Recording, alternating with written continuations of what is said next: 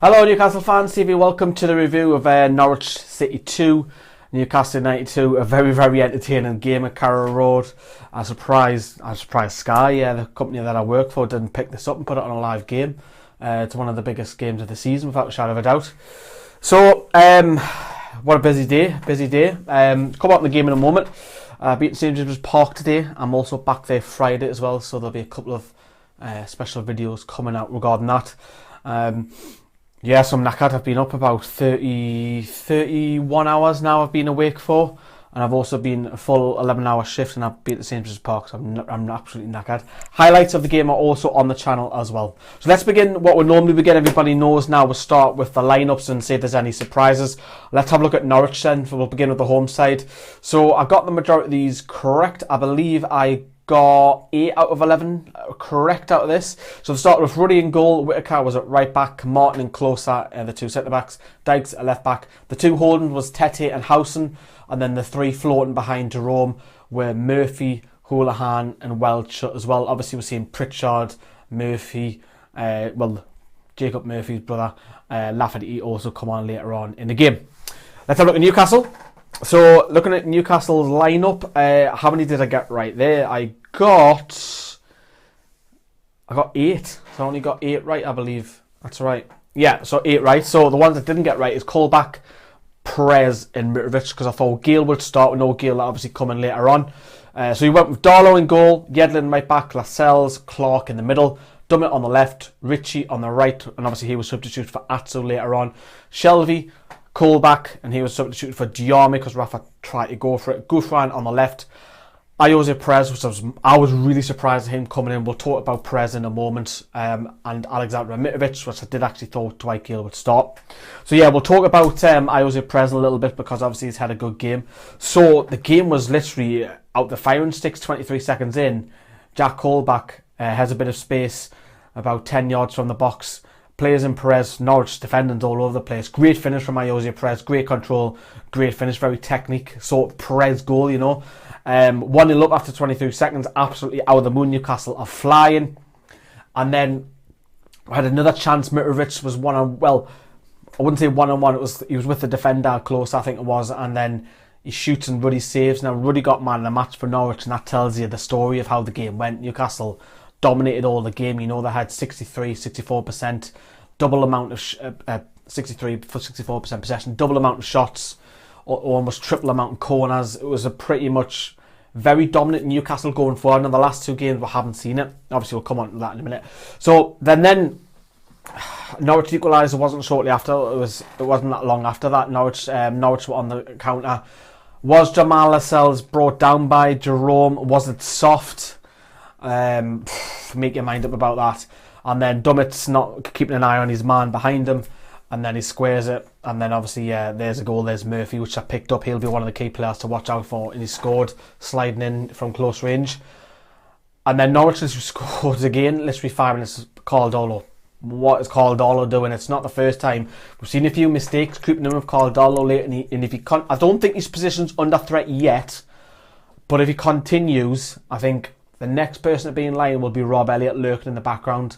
Just Darlow needs to cut it out. I don't think it's under threat yet, but if it continues, because I feel that Darlow's already done the amount of mistakes as Sells has done already this season. Just Sells' mistakes cost us because the strikers didn't score in the games, whereas strikers have bailed Darlow out. So not the moment, keep Darlow in goal. But what was he doing? Coming out like Kung Fu Panda, fluffs it, and Jerome's got an empty goal, and Clark looks at him, Dummett looks at him and think, what are you doing, Caldolo? What are you doing? It's an error. You'll put his hand up and you say, yeah.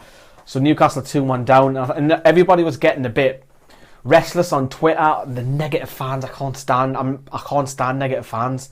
Get behind the team, support the team. Be negative after full time. Don't be negative through it, man. No. So again, Mitrovic had a couple of chances. Mitrovic has had quite a few chances and he's fluffed it a little bit, so he had his big chance tonight because I honestly thought Gale would start. And then we're coming towards, we hit the post, and then we're coming towards half time and just keep it up, keep going, we'll get a goal. And then obviously second half started, Ritchie hit the bar as well. Again, if you haven't seen the highlights, they're on the channel.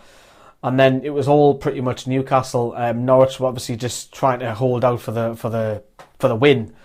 And then obviously later on, we got that equaliser where Yedlin pings it across Jamal Lascelles at the back post. Again, Norwich's defending that all over the place. And Lascelles maybe really should have done a little bit better covering that side of the post, but Lascelles volleys home, and it's an equaliser. And Newcastle may have went on to win it. One was Jamal Lascelles' header earlier on in the game was clear off the line. We had a couple of other chances, like I said, from Mitrovic, but we took a point. I don't want to be big-headed or anything, but I did say, have a look at this. In all honesty, I'll be delighted with a draw. I'll be really, really truthful with you. I'll take a point if you offer it right now. I'm going to go for a 2-2 draw. See, told you.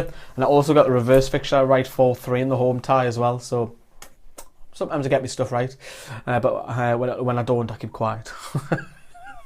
Right, so let's have a look at the league table. And we'll talk about player performances. Look at this league table, and it's getting really, really tight because the teams behind will have won.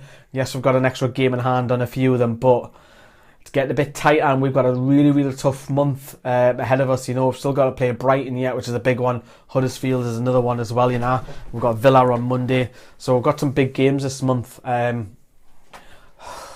We'll talk about the games in the future, but it is getting tight, and Newcastle just need to keep plugging away, just picking up points, because the old Newcastle earlier on the season wouldn't have got a point tonight. That's only of our second or third draw. I think it's only our second draw. I might be wrong, might be third. But Newcastle earlier on the season would have got beat. They would have really got beat. So moving off the game, let's have a look at performances, negatively and positively. So know that the dollar mistake is going to come up. People are going to talk about it. We know that. So we've already touched upon that. Jamal Lascelles didn't have his great game again. He looked very much off the pace. He had an outstanding game on the weekend, but he looked again off the pace, very sluggish, very slow, lethargic.